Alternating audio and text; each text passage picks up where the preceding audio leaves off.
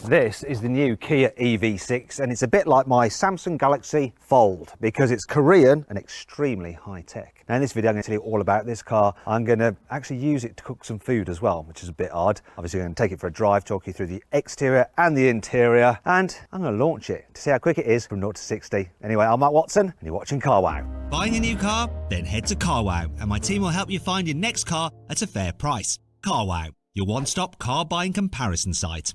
Let's start this video by talking about the design. When I saw this thing in pictures, I thought it looked okay, but here in the flesh, it is a really striking car. I really like the full length light bar. Looks especially cool when you turn the lights on. There are kind of elements of a Aston Martin DBX about it, but that's no bad thing, is it? And look at this down here, some of the coolest reversing lights I've ever seen on any car. One thing I'm not so sure about though is the sort of fakey venty stuff here, but I do like this jingle jangle jewelry effect. That's nice. Anyway, let's move down the side. So alloy wheels start at 19s, going up to 21s. These are the mid-level 20s. They look nice. I love the swooping roofline of this car, the wide haunches, the side sills. It looks awesome. It really does. And it's got like a cab forward design, but it still looks very sporty and beefy at the front. I think this is a great looking car, especially in this paint scheme. Around the front, it looks good here as well. There are a few fake vents, but really that's very little to complain about. It's a good looking car. Now, Kia's trademark grille is known as Tiger Nose, but they've renamed it for this EV as the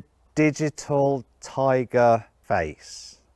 Okay. Now, this car starts at £41,000 and it's not bad considering the amount of spec you get with it. And if you want to make sure you're paying a fair price on your next car, click on the pop-out banner up there or follow the link below the video to go to Carwow. Alternatively, after this video, you can simply Google Help Me Carwow and my team and I will help you choose the right car for you and get it for a fair price from one of our trusted dealers. I love the interior design of this Kia EV6. It's really nice. The textured effect on the dash and the different lines, the blue lighting here, the screens. They actually have a coating on them which helps prevent glare so that you can see them even in direct sunlight. The quality is pretty good as well. It's only when you go further down that things get a bit scratchy, but it's to be expected really. I love the look of this center console. It does wobble a bit, but you know, these shiny bits on it really nice. This armrest is comfy. I like the fact that you've got a gear selector as a rotator rather than a gear lever like you get in some other EVs, which is just pointless. Steering wheel's cool. It's a really nice design. I'm impressed with what they've done, and the seats are lovely as well. This kind of velour effect. Apparently the seats are made out of recycled bottles. It's all very good actually. Tech, that's excellent as well. So it's got Kia's latest infotainment system. It's responsive enough. The graphics are fine. It's got Apple CarPlay, Android Auto. Now, if you want to use the climate control, they are touch sensitive buttons, which aren't quite as easy to use when you're driving as actual physical buttons that move, but it's not too difficult and you can do the temperature using a rotary knob. And look at this, you can toggle between shortcuts for the infotainment system. And you've got these buttons on the steering wheel as well. And you use the ones over this side to toggle through all the information on the digital driver's display, which is nice and clear and very well laid out. Good comfort in here, lots of adjustment in the steering wheel and in the seats as well, which is good. It feels very roomy as well because there's a load of space just here where you can like store things down here. You've got various charging ports, USB and USB-C. There's more storage under here. You've got cup holders here of different depths, so that's a shallowy one, that's a slightly deeper one. Probably should do them the other way around, otherwise you'll end up doing that thing where you lift off the top of your coffee. Well, that stereo shut up. I knew I shouldn't have pressed the blooming radio button. Let's go back to map. Please refer to the map. Again, interrupted quite a lot here. Let's continue. So, big glove box. Look at the size of that. It goes back such a long way. And the door bins are huge too. And they're lined with felt so things don't rattle around in there. Good if you've got a posh glass bottle like this. Oh, one last thing I want to show you. This is very good for vain people like me. These have to be the biggest vanity mirrors on any car. I don't look as good as I thought I did. The Kia EV6 feels nice and spacious here in the back seats. So look how much knee room I've got. It's insane. Now, even though this car is slightly shorter on the outside than Kia's big Sorento SUV, because the wheels on the EV6 are further apart, the front and the back wheels, you've got more interior space. And because it's an electric car, the batteries are underneath the floor, which means you get a completely flat floor, because unlike in a internal combustion engine car, there's not like space for the exhaust or the drive shaft from the engine to the wheels at the back. So look at all that space we've got. The disadvantage of having batteries underneath the floor does mean that there's not that much of a distance between the floor and the seat, so you can feel a little bit like you're sitting a bit too low, but it's not too bad. It's just a shame that you can't really stretch your feet out that much under the chairs in front because they are quite low, but still there's so much room, it doesn't really matter. One minor issue could be for really tall people. The headroom, it's all right for me, but people over 6 foot may find it a little bit tight. In fact, there is a bit more headroom in a Ford Mach-E, and if you click on the pop-out button up there, you can watch my full in-depth video review of that car. There's very little to fault about this. Look, you've got some posh airplane style pockets on the seat backs, cool little USB charging ports there. Another thing I want to show you is this. Look, fold down this, you have a cubby area there, and if I do that, it becomes a cup holder. Look at that, it's like magic. There is some through loading, but the space isn't that great. You might fit some skis through there, just. The other thing I'm going to show you is this. Look, yeah, you can recline the back seats. You can also put the rear windows all the way down. I like that, that's a good feature. And if you need to carry 3 in the back at once, because this seat is flat and you've got all that space in the footwells, it is doable. As for fitting a baby seat in the back, this roof does slope inward, so you do struggle to get a real bulky rear facing seat in, but the doors open wide, which does help, so there's lots of room to maneuver once you've got it underneath the roof. The only problem is that the isofix anchor points are a little bit hard to get at, so you end up jabbing away to get them located, but once in place there's loads of room because there's so much space between the front passenger seat and these seats that even with those bulky rear facing seats, you're absolutely fine. The person in the front passenger seat isn't wanting for space at all.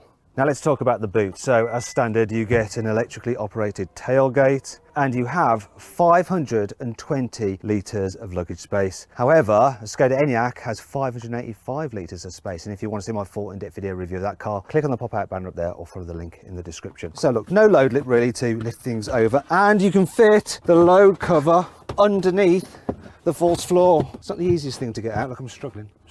You can do it. You just got to know the right way to do it.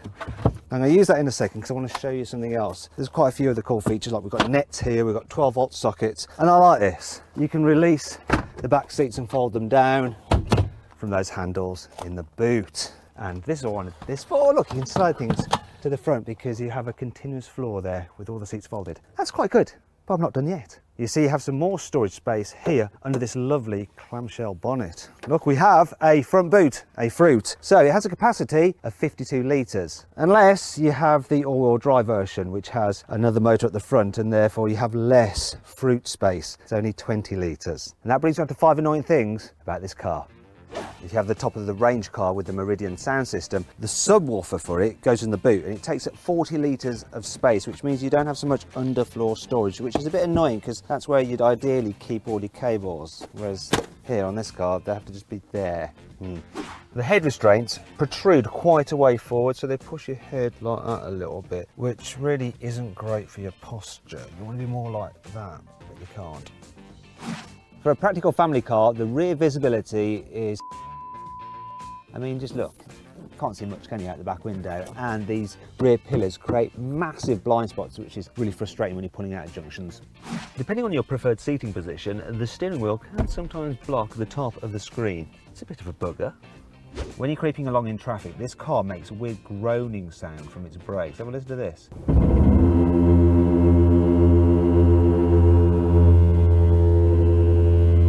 Sort of like the noise the tripods make in the War of the Worlds.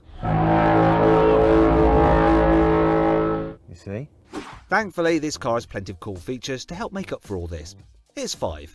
Just like its sister car, the Hyundai Ioniq 5, the EV6 has something called Car2 Load, which actually sounds a bit rubbish, but it's actually very cool because it allows you to plug household appliances into this device here, then you can run them off the car's battery. It's really handy if you're on a video shoot and you're a bit peckish and you want to eat something appropriate. Look,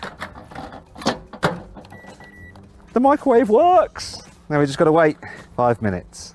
So you may as well just swipe out. This car's heads-up display features augmented reality for the satellite navigation. So it'll actually superimpose directions on the road ahead so you don't take a wrong turn. It's a bit like the feature you get on a Mercedes S-Class. Cool. If you can't be bothered to walk all the way to your car, you can make the EV6 come to you. Just press a button and you can summon it. It'll come forwards. You can make it go backwards as well. Oh, that'll do. Oh, I think I can make it that far. You can also use this feature for getting out of and reversing into tight parking spaces. Need to recharge your own batteries while you're charging the car? Well, with the EV6, you can actually have a power nap while you're putting power into the car itself. Look, because the front seat backs will recline super low. Oh, and then you can have a nap. The EV6 has an amazing high definition surround view camera. I mean, look at that. And you can zoom in and out on the bird's eye view. There's lots of different views as well, so you can have a look around the car from different angles. And of course, the full 3D effect. BMW styly. Lovely. Now let's talk about batteries and charging and all that kind of stuff. So you can get a 77 kilowatt hour battery, which can give you up to 360 miles of range. You can get it with rear wheel drive or all wheel drive, and power ranges from 170 horsepower all the way up to 325 horsepower in the four wheel drive big battery version. However, there'll be a high performance version coming in 2022 with 585 horsepower. So that should be pretty blooming quick. In terms of charging, the battery can charge up to 250 kilowatts. So then let's see what this Kia EV6 is like to drive. Now, underneath the skin, it shares many of its parts with the Hyundai Ioniq 5 because Hyundai and Kia are sister companies. However, Kia has set this car up to be a little bit more sporty to drive because it's sportier to look at, isn't it? What that means is that the suspension is a little bit firmer, so you feel the bumps a bit more. So when you're driving around town, occasionally if you hit a pole, you just get a bit more of a jolt, but it's never uncomfortable at all. I think it's absolutely fine. And driving around town, it's fairly easy to live with. So the steering's nice and light. The forward visibility is pretty good because you're sitting up quite high. It's a comfy car, and of course you've got regen effect for the motor, so when you lift off the accelerator, the car will slow itself as it recoups energy and puts it back into the batteries. And you can increase the amount of the regen effect by pulling on these pedals here. You can pretty much drive it on one pedal and not actually touch the brake pedal, only for emergency stops and stuff like that. Overall, this car is pretty easy to drive in town. Now, when you get out on a twisty road, you are thankful for that slightly firmer suspension setup because it means that this car doesn't lean so much in the bends as, say, an Ioniq 5. Now, you might wonder what that noise is. It's because I'm getting too close to the car in front because that's actually our camera car, and I'm getting the car safety systems warning me that I'm about to have an accident, and if I was to do nothing, the car would automatically brake. So on a twisty road, this car does feel quite sporty, which is a good thing. It's not quite as sharp to drive as a Tesla Model 3, and if you want to see my full in-depth video review of that car, click on the pop-out banner up there. There's also a link in the description. Now, when you get out on faster roads such as motorways and stuff, you do appreciate the fact that this car is nice and comfy to travel in, and it's reasonably quiet. Obviously, there's no internal combustion engine whirring away in front of you. The only thing you notice really is a bit of noise from the road, from those big tyres. Other than that though, very, very relaxing. And you can use the standard fit automated cruise control, so you just turn that on and it'll do that thing where you use a radar to keep you a safe distance from the car in front, and auto steer to keep you in lane. Really takes the strain out of longer journeys. Another great thing that makes this car relaxing to drive is the instant punch from the electric motor. So if you need to get past someone, suddenly you just put your foot down and you just whiz by. Speaking of the performance, I think it's time to launch this thing. This 325 horsepower dual motor version of the EV6 is supposed to do 0 to 60 in 5.2 seconds, but what will it really do? Well, I've got my specialist timing gear up here. I'm going to launch it. Let's find out. What we're going to get, we have a time. Wow. It did it in 4.8 seconds. That's impressive, though it does feel really quick.